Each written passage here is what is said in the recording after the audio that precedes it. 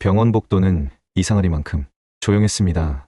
심장 모니터는 삑삑거리는 소리만 울려 퍼졌죠. 환자 보호자분, 연애 가능합니다. 그 순간 제 이름이 불렸습니다. 저는 잠시 숨을 고르고 병실 문을 열었습니다. 거기 병상 위에 누워있던 사람, 제 친형이었습니다. 5년 전 집안 유산 문제로 등을 돌린 채 서로 얼굴조차 보지 않던 형.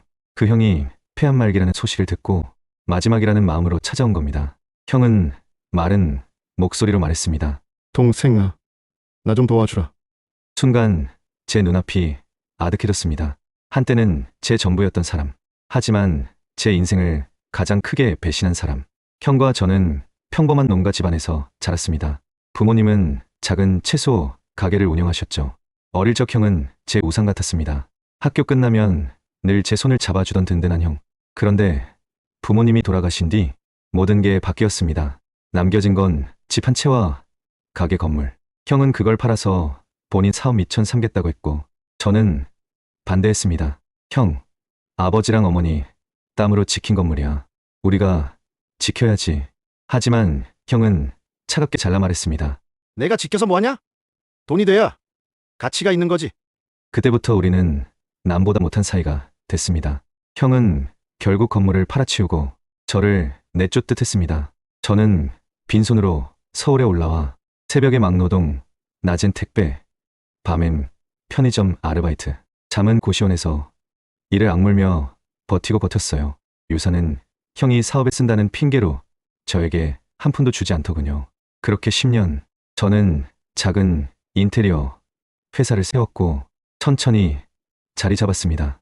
형 소식은 들려오지 않았습니다. 다만 지인들 통해 전해들은 건 형 사업이 망했다는 것, 사채에 쫓겼다는 것, 그리고 마지막 소식은 폐암 말기 병상 위. 형은 옛날 그 당당한 모습은 온데간데 없고 메말라 있었습니다. 동생아, 내가 가진 그 회사 조카한테 좀 물려주면 안 되겠니? 저는 숨이 막혔습니다. 가족이라 믿고 모든 걸 내어주었다가 배신당한 기억이 파도처럼 몰려왔습니다.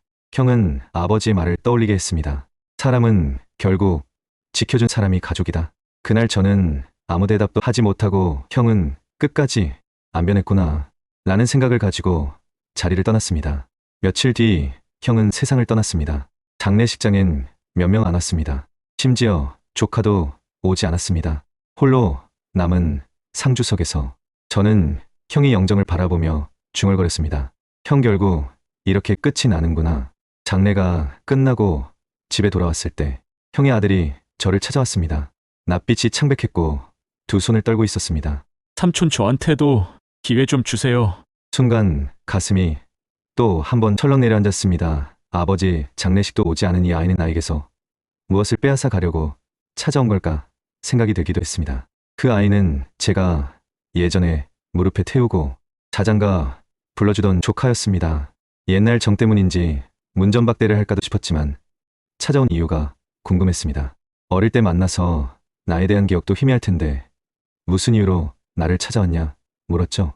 조카는 울먹이며 말했습니다. 아버지가 다 망치긴 했지만 저는 삼촌처럼 다시 일어서고 싶어요. 저도 할 수 있을까요? 그 눈빛은 형과 달랐습니다. 간절했고 진심이었습니다. 저는 마음속에서 무너진 다리가 다시 놓이는 걸 느꼈습니다. 기회를 주고 싶었죠. 형과 그렇게 헤어지고 나서 수년간 함께 하지 못한 공백기를 조카가 채워줄 수 있을 거란 생각도 한편으로 들었습니다. 좋다. 하지만 조건이 있다. 내가 진심으로 노력한다면 내가 가진 모든 걸 알려주마. 하지만 중간에 포기하면 다시는 나를 찾지 마라. 그때부터 우리는 함께 했습니다. 조카는 현장에 나가 땀을 흘렸고 저는 설계와 영업을 맡았습니다.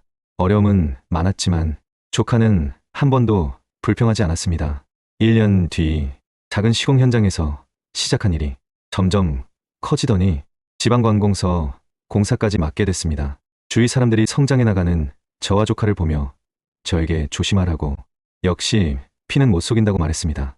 하지만 저는 속으로 이렇게 중얼거렸습니다. 피 때문이 아니라 진심 때문이다. 그래서 옆에 두고 있는 겁니다. 몇 해가 흘렀습니다. 우리 회사는 직원 수십 명의 중견기업으로 성장했습니다. 그 과정에서 저는 깨달았습니다. 가족이란 피가 아니라 끝까지 함께 옆에서 같이 버텨준 사람이란 걸. 형은 떠났지만 그의 아들은 제 곁에서 끝까지 버텼습니다. 그게 진짜 가족이었습니다. 이제는 말할 수 있습니다. 사람은 잘 나갈 때가 아니라 가장 초라할 때 곁에 있는 사람을 보라. 그 사람이 당신 인생의 진짜 가족입니다. 오늘 제 이야기가 마음에 남았다면, 그리고 떠오르는 얼굴이 있다면 주저 말고 지금 바로 연락해보세요. 그게 가장 늦지 않은 순간일지 모릅니다.